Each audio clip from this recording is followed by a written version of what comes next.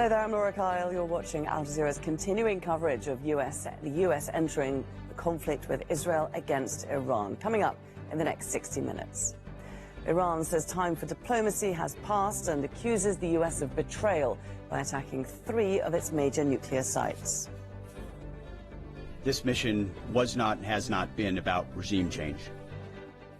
Donald Trump's top military officials say Iran's nuclear sites are severely damaged, but insist the US is not at war with Iran or its people. Iran hits back at Israel and fires a barrage of missiles following the US attack. Dozens are injured. A show of solidarity, President Masoud Pezeshkian appears in central Tehran to greet crowds of Iranians. And ambulances in Gaza City stop operating due to Israel's blockade on fuel, as at least 30 more Palestinians are killed by Israeli forces.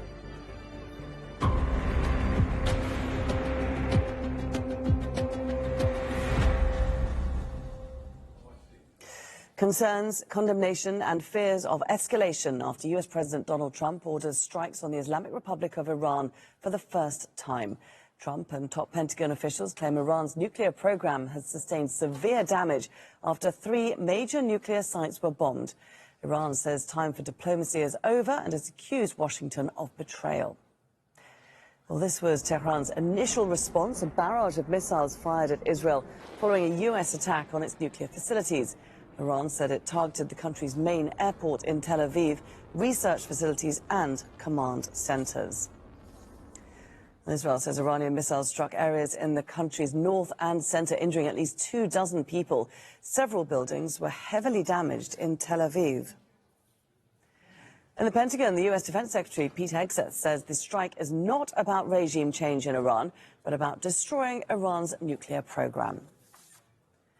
And meanwhile, UN nuclear watchdog IAEA has called for an emergency board meeting after the US military strikes on Iran's nuclear facilities. Earlier, the IAEA said there had been no increase in radiation levels after the attack. We'll be unpacking all the latest developments and the international reaction shortly with our correspondents in Moscow, in The Hague, Amman and Washington, D.C., and also here in Doha with Dorsa Jabari tracking Iranian reactions. First, though, we have this report from Juliet Ager.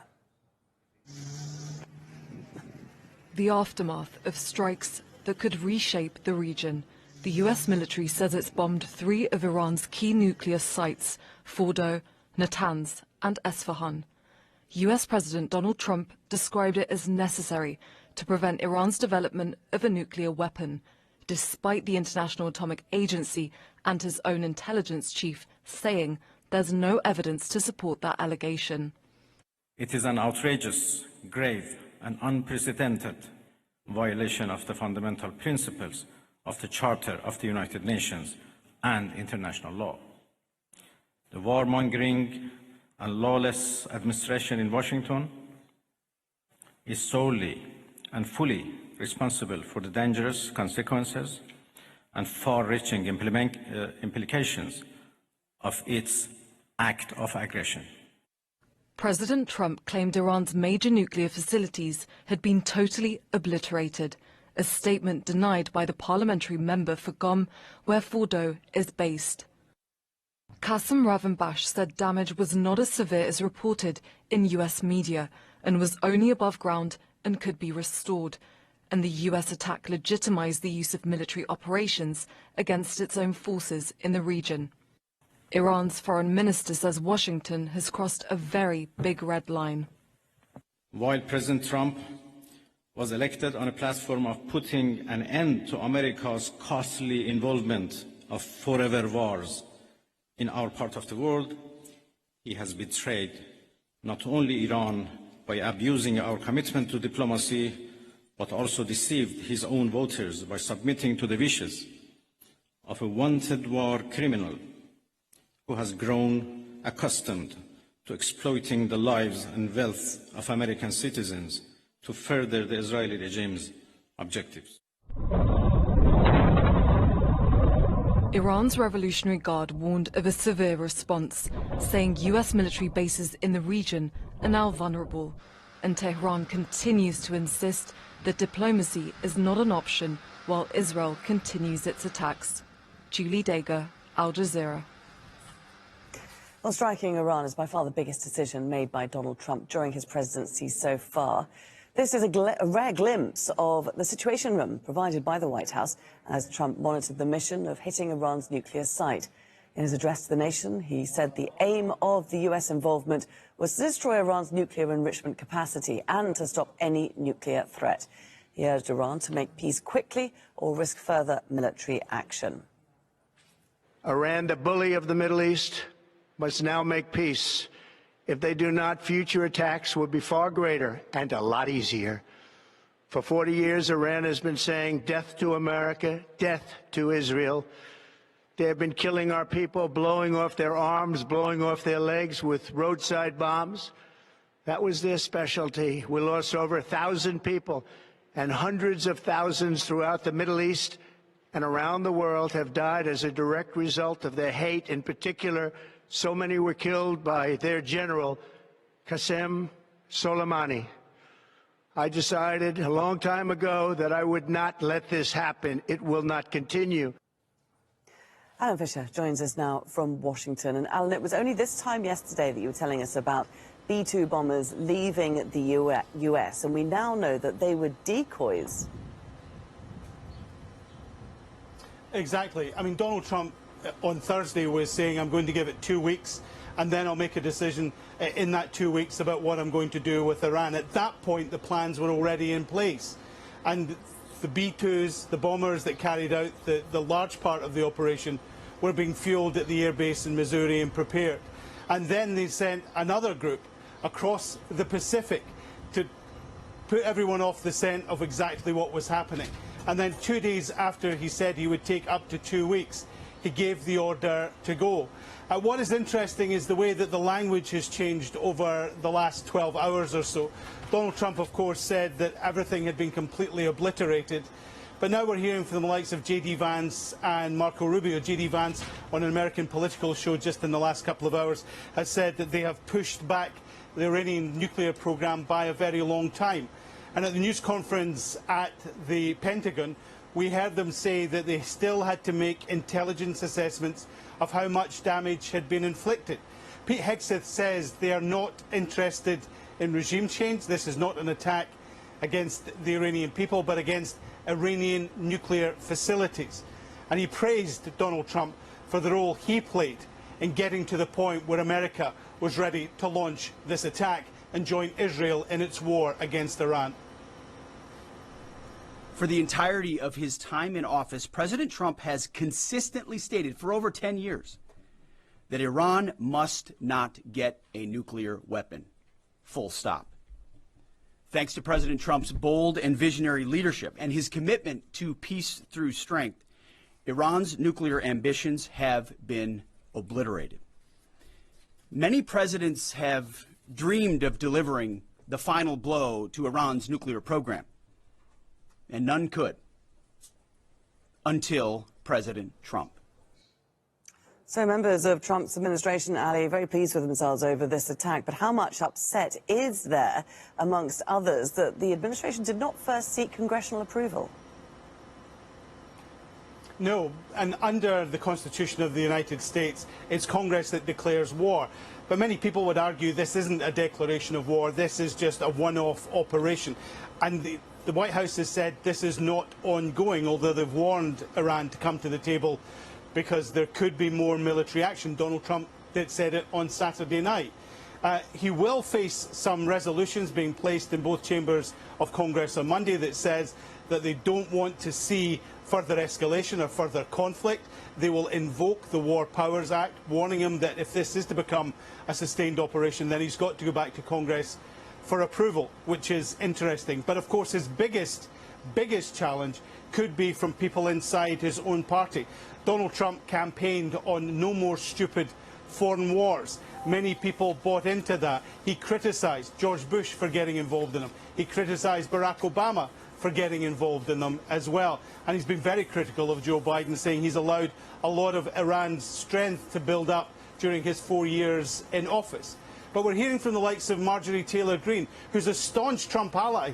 She is a congresswoman from Georgia, saying she's really concerned that after what Donald Trump did, there is the possibility of, in her words, terror attacks in the United States supported by Iran. And he's got to try and convince all the people that voted for him that after all he said about stupid foreign wars, he's not dragging America into another one. Indeed. OK, Alan, for the moment, many thanks for joining us there from Washington, D.C. Well, Iran's response to the US strikes destroying its major nuclear sites is yet to come. Foreign Minister Abbas Araghchi said Tehran would consider all possible responses, but hours after the strikes, Iran fired a barrage of missiles into Israel. Katias Lopez Hodiyan reports. Iranian strikes began within hours of the U.S. joining the conflict. The damage is extensive, with sites in and around Haifa and Tel Aviv being bombed. We were in the center of Israel, center division of Israel. A missile fire hit right inside of a building complex behind me. Iran says it also targeted Israel's main airport, Ben Gurion. Ben Gurion Airport, the regime's biological research center and alternative command and control centers, were hit during this wave by guided missiles equipped with maneuverable warheads. These were guided until the moment of impact and carried various types of high explosive destructive payloads. As sirens blare, thousands of Israelis head to underground shelters like this one in Tel Aviv. And I was really happy that, Trump has decided to act, finally. I think it will end the war. This is my hope. Maybe it is wishful thinking, but, I hope it will be fine.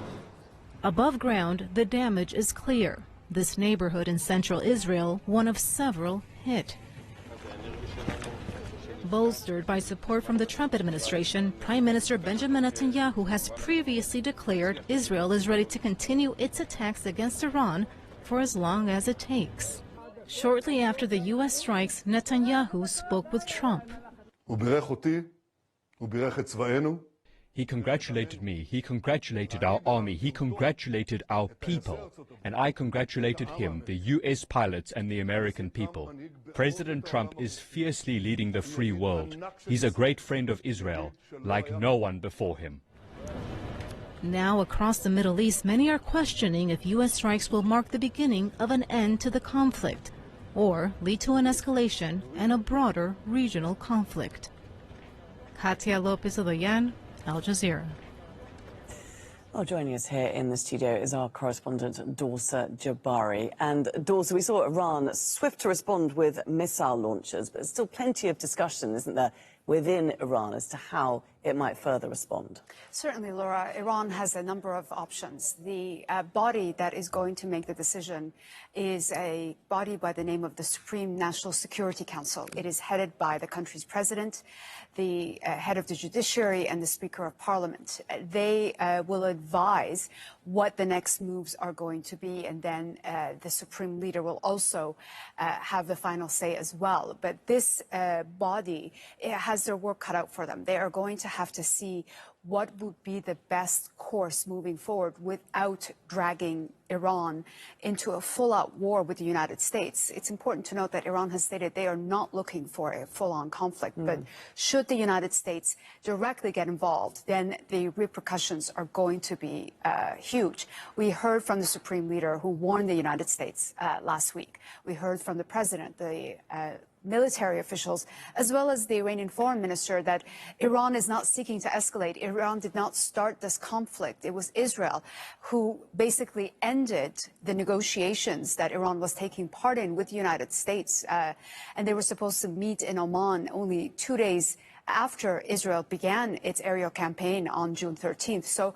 the Iranian officials are really going to consider very carefully their next moves. Of course, there is a lot of voices inside Iran, the conservative voices that are demanding that Iran basically seek revenge. And the Iranians have said that U.S. military interests and targets in the region will be fair game if the United States gets involved. But I think the next 48 hours are going to be very critical, and Iranian officials have some very difficult choices to make. How aware are officials and Iranians in general of the extent of the damage from these strikes overnight? Well, that is still being assessed. It's difficult for us to say because access to these facilities and the areas are very limited, and there is very little information coming out. The Iranians are still assessing what has taken place. Basically, our information is coming from social media sources, and the nuclear IAEA, the UN nuclear watchdog, who has confirmed these hits, and also Iran's Atomic Energy Organization, who has said basically prior to this attack, the Iranians had moved all the sensitive material out of these 3 facilities. So clearly, the Iranians were anticipating this move by the United States, and they were prepared for it. Now, the extent of damage itself, it is unclear at the moment, but certainly it is confirmed by Iran that these 3, one could say the 3 most important facilities in Iran's nuclear program have been hit. Okay, Dorset, many thanks for bringing us the very latest there. Well, let's now go to Bernard Smith. He's joining us from Amman. And Bernard, I'm going to talk to you about Israel and the reaction there, because it has, after these US attacks, continued its own attacks on military targets in Iran on Sunday, hasn't it? As Laura, Israel's military says it's hit, it's used 30 jets to hit targets across Iran. It says it's particularly targeted the Imam Hussein Strategic Missile Command Center, from which 60 missiles have been fired towards Israel. And this, the Israelis say, this place is in Yazd, which is the furthest area into Iran that the Israeli military have struck. They also say they've hit drone storage and command centers, and they've killed soldiers who were spotted loading missiles into missile launchers. We're not able to independently verify what Israel is saying here, but also worth mentioning that Israel's national security advisor told a closed session of the Knesset's Foreign Affairs and Defense Committee that the US strike has pushed the Islamic Republic's nuclear program back by several years. And how has this conflict within Israel boosted Netanyahu's popularity? Well, before Netanyahu launched the attacks on Iran last Friday, he was threatened with a potential dissolving of parliament, which could have led to an election which he would probably have lost, according to the latest polls. He's had a complete reversal of fortune. Israelis have rallied round the flag and are very pleased with the attack that's been going on against Iran. Even opposition leader Yair Lapid said it is the right and correct thing to do for Israel. And of Netanyahu, a formidable rival of his, he said, I don't have a problem with Netanyahu enjoying his moment. And Netanyahu will be hoping to capitalize on what the Israelis see as the success of these attacks on Iran with the Israeli public. Go for it, Trump. Thanks for helping us. Thanks for being next to us. And I'm so glad it was earlier than 2 weeks. Otherwise, we would be suffering. I think the entire world has to thank Israel for being willing to absorb the consequences and taking care of the work that everyone has been fighting with for the last 20 to 30 years. We are thankful, I think, all the people in Israel, that Trump is keeping his promise to keep Israel safe and the Western world safe and Americans safe, and of course all the countries around Iran. And another good indicator of Israeli sentiment, the stock market. Well, it's closed on a record high, up 1.8% at the close on Sunday, and that's an 8% increase in the value of the Israeli stock market in the last week. Laura. Okay. Bernard, many thanks indeed for that update from Amman. Well, on the diplomatic front, Iran's foreign minister is headed to Russia. He says he'll have talks with President Vladimir Putin on Monday. So let's head to Moscow ourselves and bring in Yulia Shapovalova. And Yulia, what are you hearing from the Kremlin about this meeting between Irakchi and Putin?